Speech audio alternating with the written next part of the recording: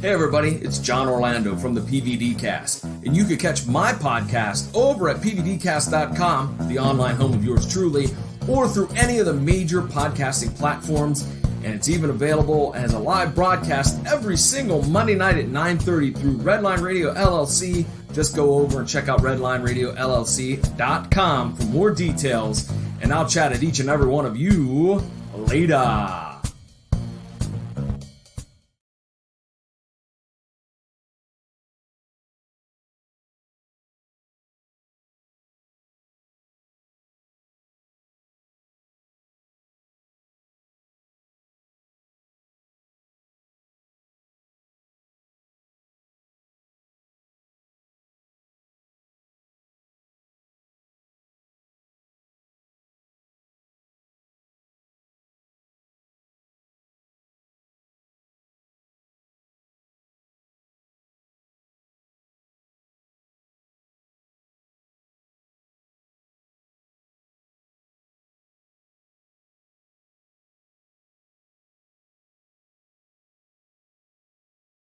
There we go.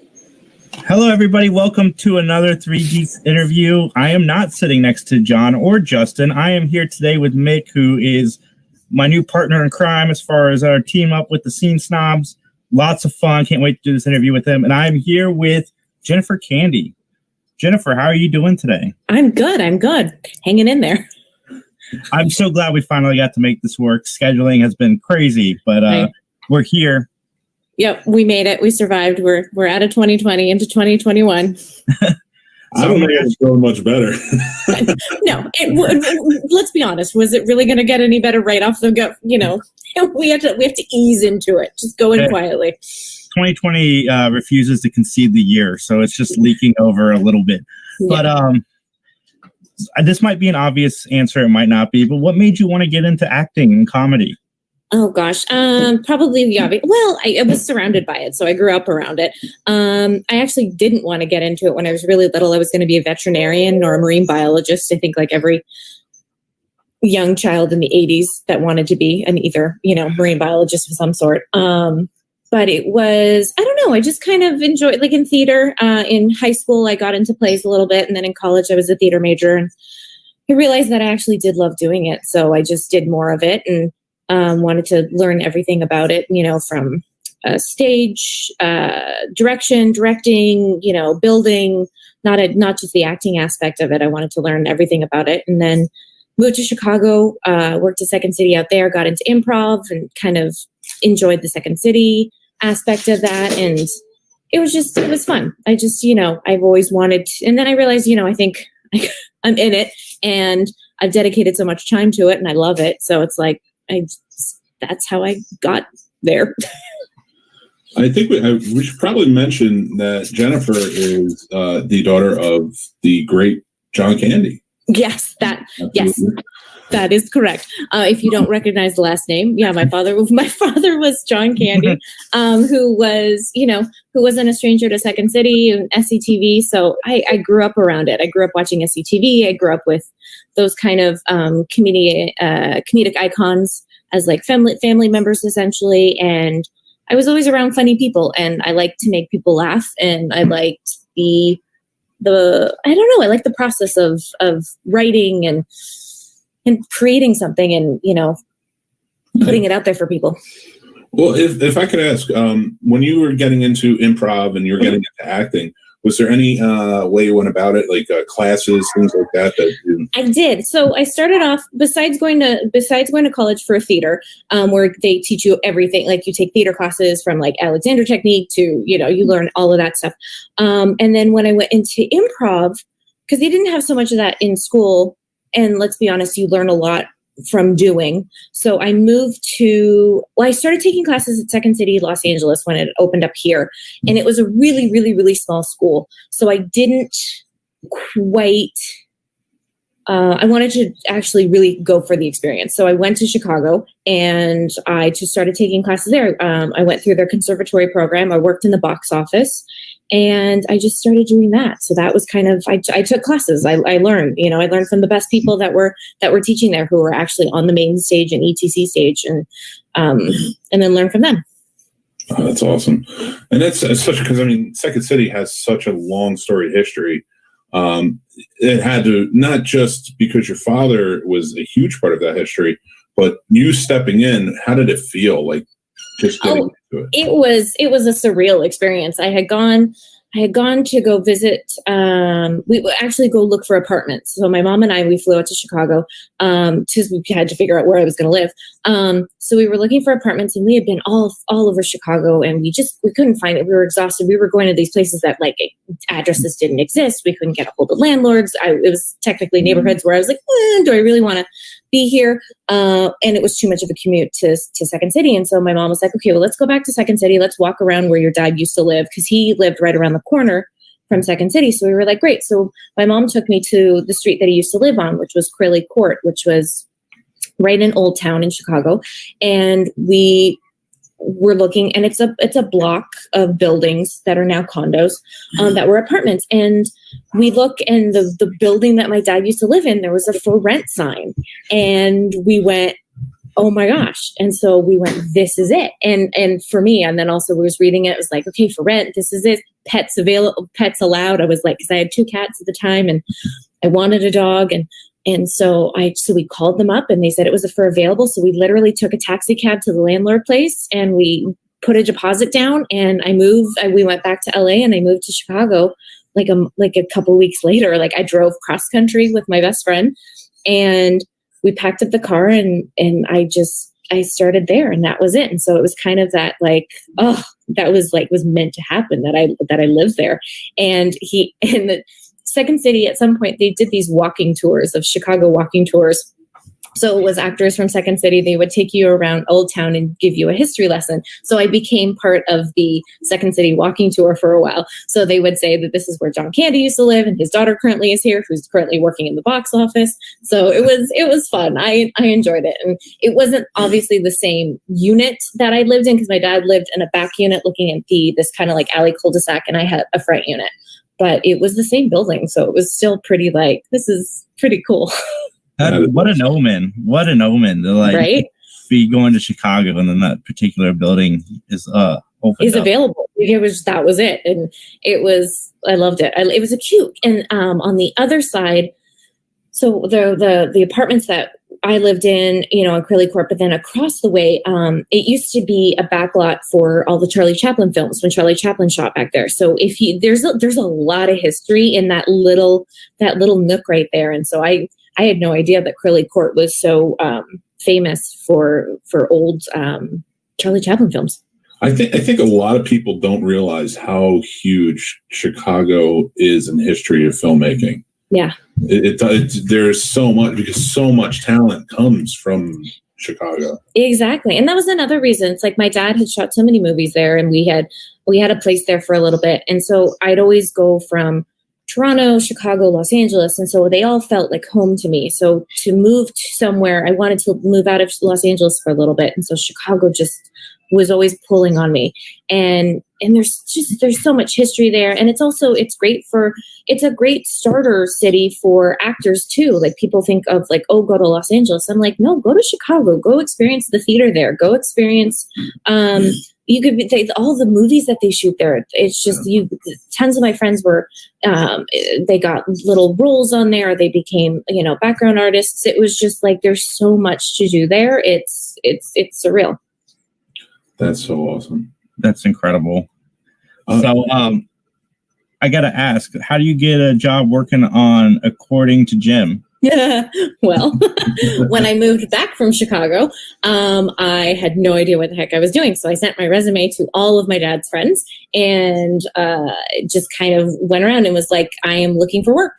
And so Jim responded, and he was like, great. I have this show called According to Jim. I'll bring you on as a background artist. And I said, fantastic. And so I became a regular background player on According to Jim. And then after a year or so of doing background stuff, I eventually became a stand-in. So stand-ins essentially stand in for the actors for camera and lighting purposes and rehearsal. And so I started doing that, and then I got little bit parts from it. And so it was a really nice gig, and it was great because it was it was consistent work. And that's what any actor kind of looks for, is consistent work. And I got to learn a lot. I got to meet tons of my friends. So from According to Jim, all of the directors and assistant directors and crew members all went on to go do all the Disney shows that your daughter was watching. So Liv and Maddie, Lab Rats. So I moved from According to Jim, then I did a little bunch of different little shows in between, but Wizards of Waverly Place. So everyone who I've been working with for years, we've all known each other from According to Jim. So that's where we all started. And we've gone on to just, it's been nice because a lot of the crew sticks together. And so they move from production to production. And so we just landed in the Disney world for the longest time. You mentioned sending your resume out to your dad's friends. When I interviewed your brother, and I even watched Couch Candy, which is one of your shows. Yeah. You guys, he said that you guys were especially close to the Levy family growing up. Yes, we were. Yeah, close to the Levies. We're close to everyone, all of them really. It was like the Flahertys, the Levies, Dave Thomas, John Hughes. Of course, he wasn't Second City, but he was another close, really family friend. But I think, and then I also reach out to Don Lake, who is a big Canadian actor and who and all the Christopher Guest films and stuff like that. So he was also kind of a mentor to me. And then Tino Insana, who came from Second City, was my dad's best friend.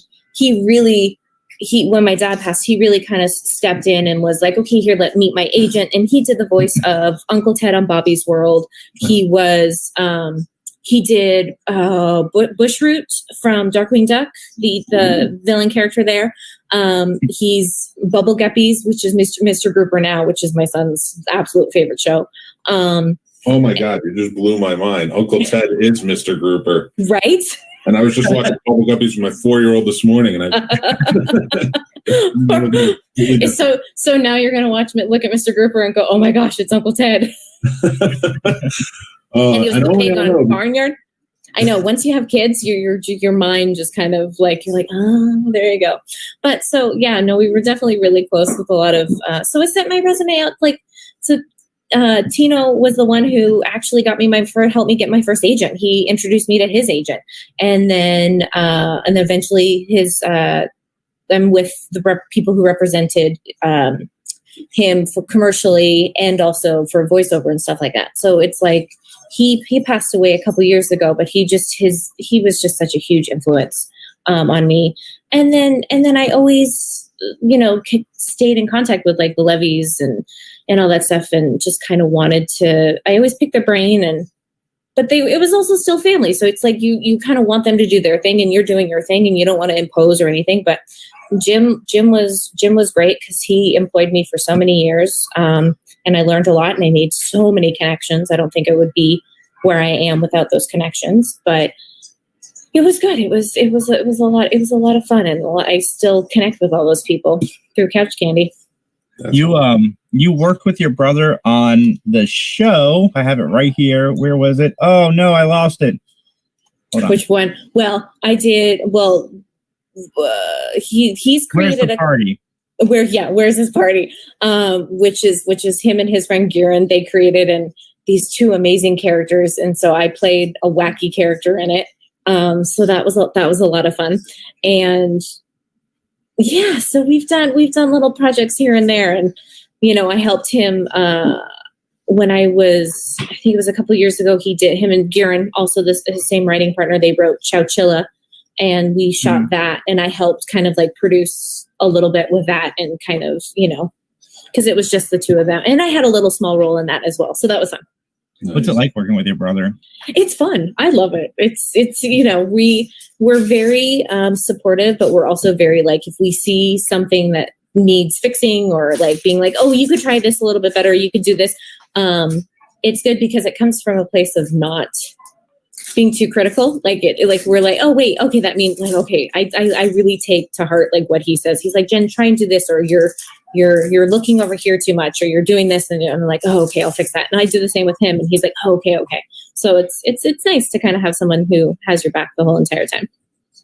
From years of I'm sure visiting sets, your father was on. Is there anything that is in the back of your mind when you're doing a scene or you're on a set, maybe you just remembered it, like advice or just, how somebody did something or portrayed something. You're like, you know what? I like that maybe stuck with you over the years. Yeah, it's, well, it kind of comes with the preparation and beforehand. It's like going on set and it's just treating everyone with kind and being nice and being just going in and making friends and being comfortable. So if you're comfortable and then that kind of creates like some sort of trust between everyone that you can kind of be free to do whatever you want. So if you're going to make a fool of yourself, might as well make a fool in front of all your friends or people that you don't really know. But it gives you that kind of, or I don't know. It's like John Lake gave me some good advice. It was mostly with auditions, and it's just do it as if like just have fun with it. Who cares? Like, if you're not having fun with it, don't you're not just it's one take, it's one scene. Just have fun with it, and those are the ones that end up being the ones that are used or the ones that are not. Just that come from a place of just being natural and you're more relaxed and comfortable and stuff like that, if that makes any sense. Yeah, no, absolutely. I worked with a first AD a long time ago. I was just a PA at the time, mm-hmm. and he always said, he's like, Michael, please and thank you. Yeah. Always say please and thank you, no matter what. And it just, that stuff sticks with you when you're there. With everyone. It's like, from background to stand-in to laughers to PAs, like people who are running around getting you stuff. It's like, mm-hmm. if you can get it yourself, maybe get it yourself. And if you really can't, then please ask someone. But there's no need for attitude. And unless unless someone's being a complete a-hole on set to you, then you just kind of, don't get walked on, but you shouldn't be the person that's walking on other people. I've always said it's the only job I can't wait at the end of the day to get home, but I cannot wait to get back the next day. I know it's it's a lot because people. So you did production assistant and stuff like that. Is that what you were? I started out as that. I was a producer for a while too. Yeah. So it's like, no, it is. It's like because you're the last one there and you're the first one there in the morning, so you have to love it. Oh yeah, except the sound guys, they can get there late and leave early. I know, right? Why is that? You don't need sound this take, right?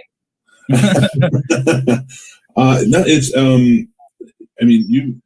Camp Candy. I know Jason was going to ask too, but I need to ask about Camp Candy because I grew up on that. Yeah. I was a kid right at the right time when that came out. Oh, it's such a great show. It was. I always wondered, like, what did your dad have? Like, what made him want to do a cartoon? I guess it's the. I think it's also you have to look at the time. It was the 90s where everyone was creating a cartoon show for themselves. You had Howie Mandel doing Bobby's World. You had Louis Anderson doing the Louis Anderson, like the Louis. Was that the kids show? I can't remember. But Louis Anderson had his own show. So it was like every big actor was doing their own cartoon.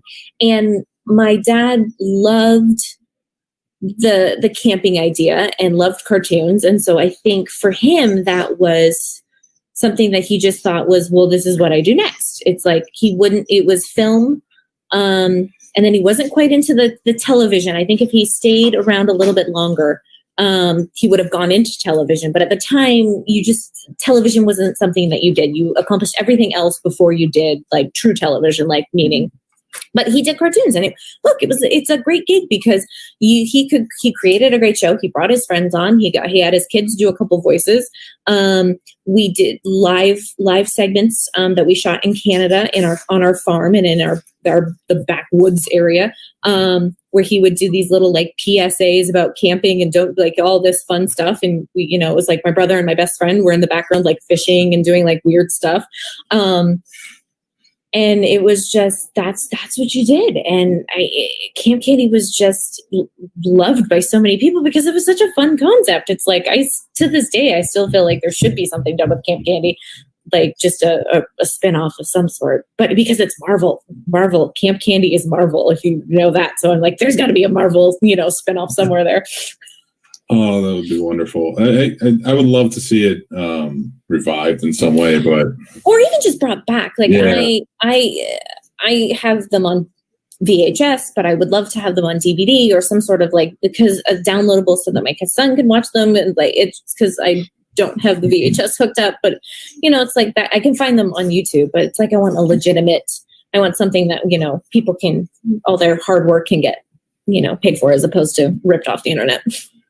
Yeah, legit. But it, like something like that, like what was that like? Were you around 11 or 12 at the time, correct? I think so. Yes, that sounds about right. I remember my dad, I had to audition for one of the character voices, and I think it was like auditioning. I don't know if I was auditioning to play Vanessa, because they already had a wonderful actress who played Vanessa, and then they were, for an episode, they had me do her voice for something.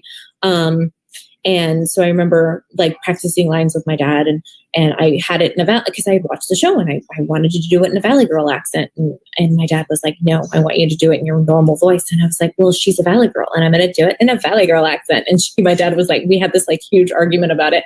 And so I went in and I took my dad's notes and I did it normally. And then the director, she said, great. Now, Jennifer, can you do it in a Valley Girl accent? So I remember looking at my dad going, I told you. Because I know what the character they wanted for the character, but it was fun just going in, because my dad had a studio in his office in Los Angeles here, and we would just go in, and we also just watched him work. It's like he would be in there and he'd be doing either stuff for Camp Candy, and then he was also doing stuff for Radio Candy. So he would do radio segments there, which aired in Toronto, Canada, I think. Toronto. I don't know if it aired in the States. I've never heard of Radio Candy. Radio Candy is amazing.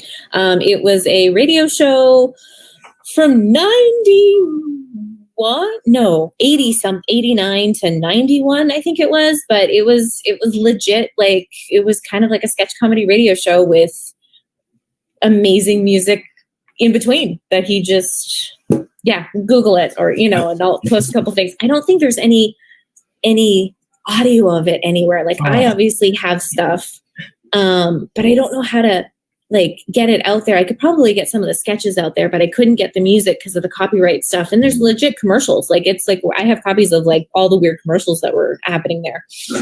That's so awesome. Yeah, it's cool. A hero in film, hero in television, now a hero to podcasters, radio person. Right? He just wanted to do it all. It's tough act to follow. I've watched some of your stuff and research, and you're not a tough act to follow. Thank you. You got the talent. No, I appreciate that. So I got to ask you about your time on One Day at a Time. Yes. There's not a lot of shows that deal with social issues anymore, and there's One Day at a Time, and there's the Connors. Yep. And I think they're both doing that pretty well, but One Day at a Time was exceptional. Oh, they did. Gloria did a phenomenal job with that. Gloria and I went to college together. She was a little bit older than Gloria Keller. She was the creator of the show. And so she called me because she needed a scene with a bunch of her friends, and someone couldn't make it. And so she called me. And so she actually called my brother-in-law and was like, wait, who I need contact information. And, my brother-in-law, Chris, was like, oh, call Jen. And so she called me, and it was this last minute thing. And so I went in, and I was so happy to be a part of it, because that show was it's doing the right thing at the right time, and just the right issues. And it just is, it's a good show. It's just quality television. And I think everyone on that show is super talented and super nice. And I was happy to be a part of it for, even if it was just for one episode, I was really happy to be a part of it. Yeah, that's really awesome. You're right. It's something that it seems to be going away. It seems like they're coming with a lot of social issues, especially in sitcoms, which is it's always been sort of the home. Yeah. For social issues, in my opinion. That's how, it's all the stuff that we watched growing up. It was sitcoms, and it wasn't necessarily the 1 hour stuff. It was the sitcoms that were dealing with the everyday issues. The Connors is doing it, I think, really well too. I watch that show and I enjoy it, and I have a lot of friends that work on it too. And yeah, the way they've handled COVID on that show, the Connors, has been amazing. No, it's great. I know it has been. It's just because it's truth. The thing is comedy is in reality, and and it's also not necessarily, doesn't have to always be funny. It just has to be real, and people will be interested and intrigued. Yeah, that is legit. So you said you have a son? I do. I have a son, 2 years old. We're all parents here. And we're all parents. I want to ask, how are you doing with all that? hanging in there, for sure. Yeah, I have an 8-year-old and I have a 4-year-old, and my 8-year-old's favorite movie of all time is Home Alone. Oh, I love it. And I told him, I was like, John Candy, because we've been introducing him to John Candy this past year in 2020. I was like, if you need laughs. That's good. Home Alone's a good one to have him watch too. But I gotta ask, as his daughter, what movies are you introducing?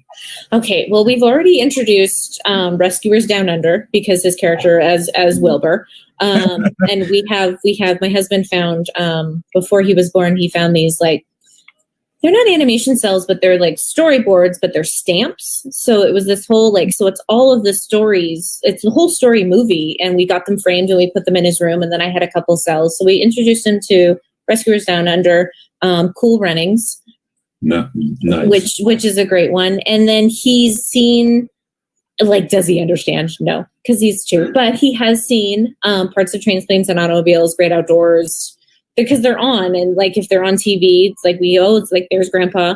Trying to think what other ones Spaceballs, because we have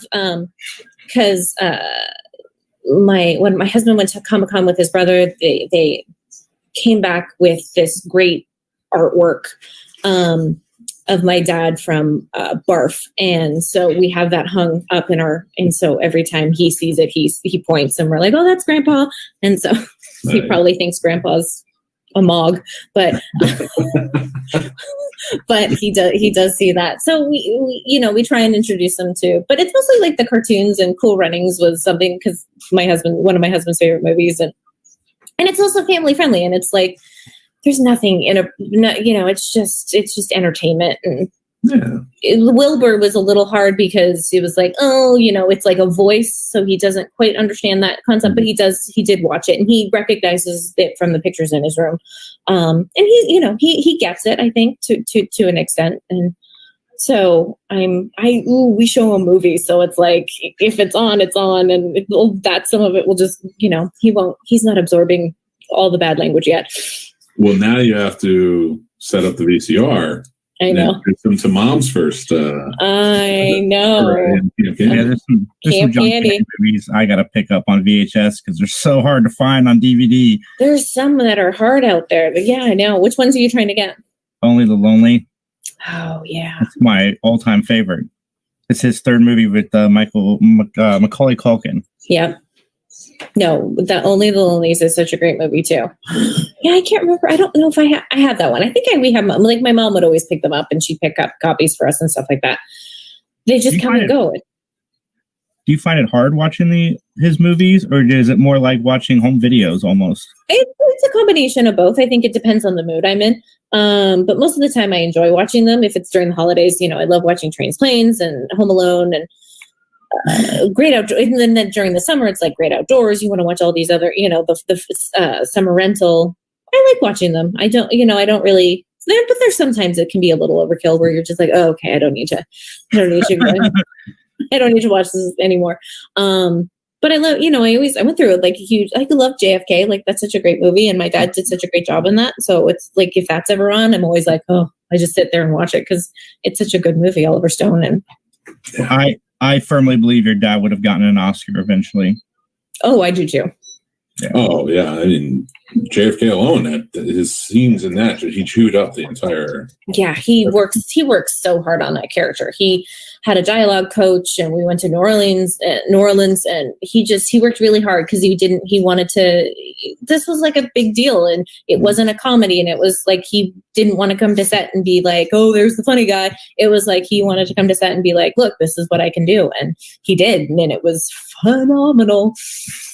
Well, I got to ask you about something about you, which is couch candy, which you're moving it over to podcast form, right? I am in the process of doing that slowly but surely. But that was something, and my my editor friend Chris and I were like, okay, let's just how do we get it out there more? And because the reality of doing more couch candies right now is a little challenging without it being something like this, but I liked the concept of being on a couch, talking with someone, super casual, super comfortable.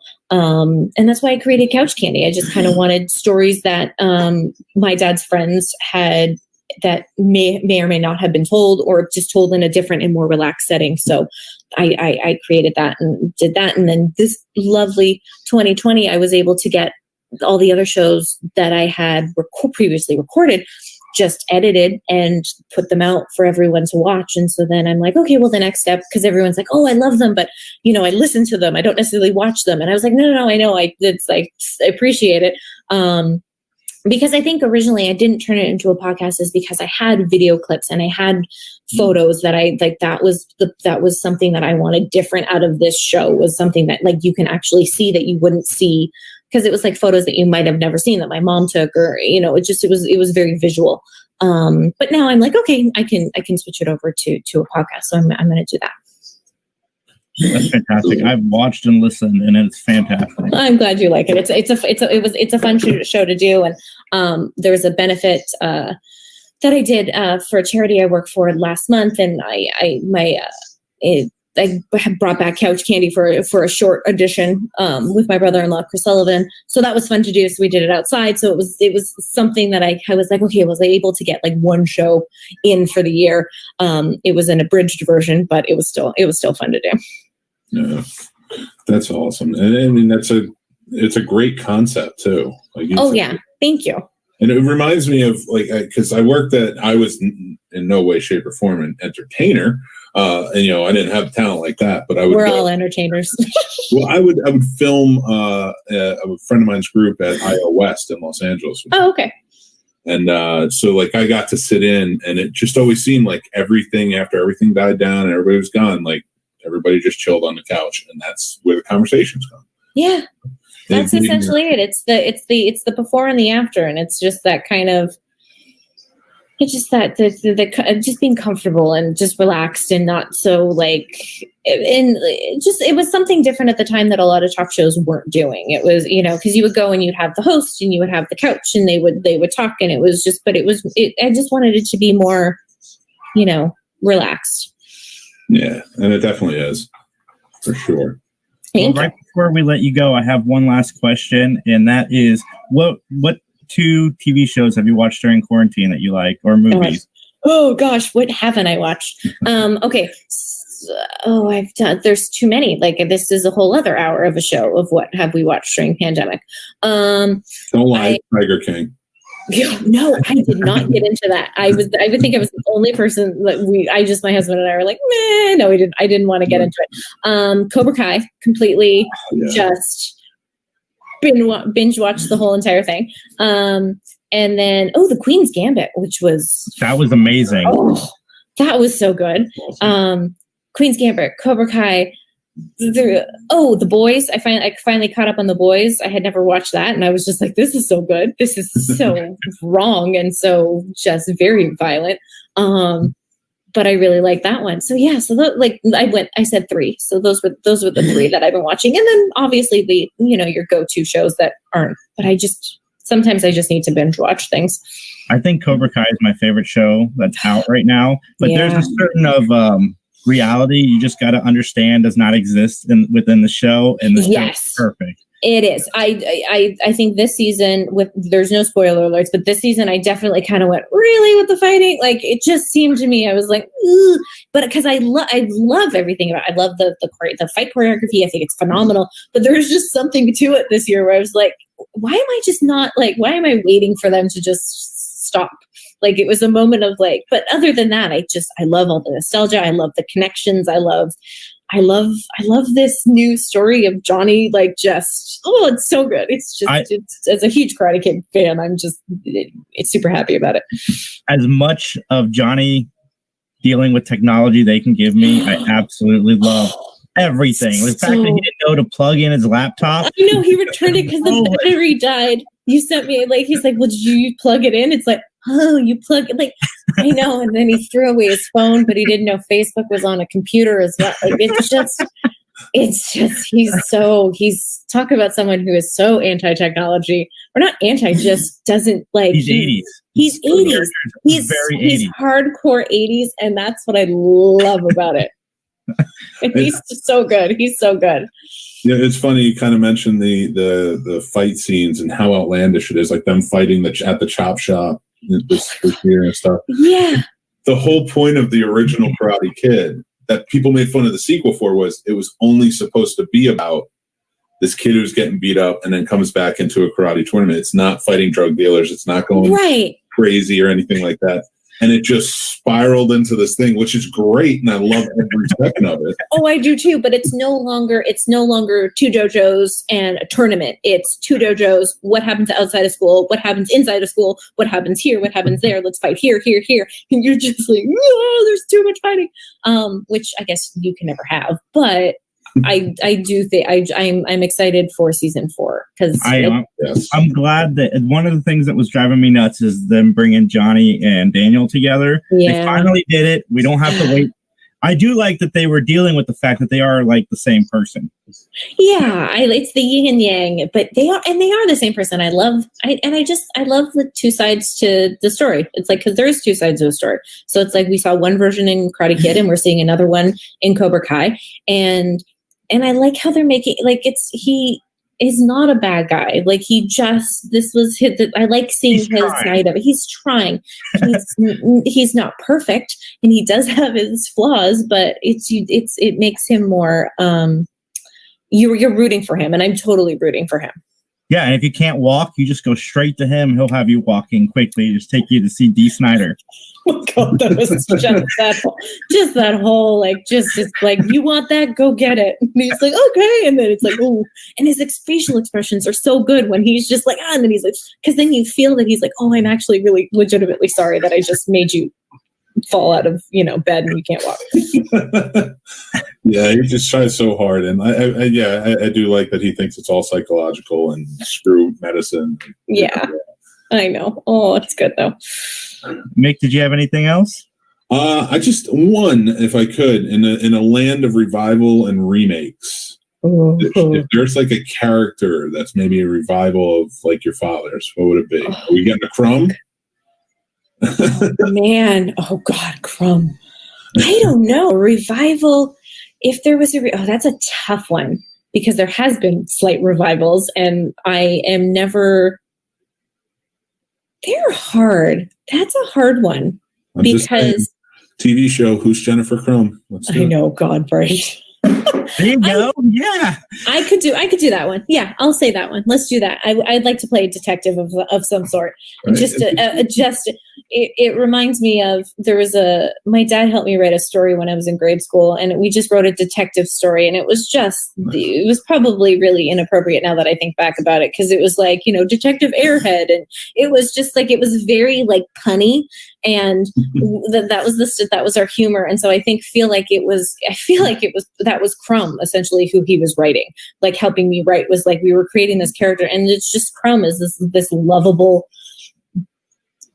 just happens to fall on mistakes, but he does mistake after mistake, but then just happens to solve a crime, and I just think that's endearing. So yeah, that's a good one. I would okay that one. If you guys are watching live, let us visit the set. No, of course, done. If you guys are watching live, hashtag Netflix Jennifer Crumb. Yeah, right. Let's get it going. I need work, people. Well, thank you. I just really appreciate talking to you. Thank you so much. Oh, well, thanks so much. It's been fun. I've had a great time. Thank you guys all for tuning in. You can check out Jennifer Candy and all of the links that I will supply in the description of this video and audio. And have a great day.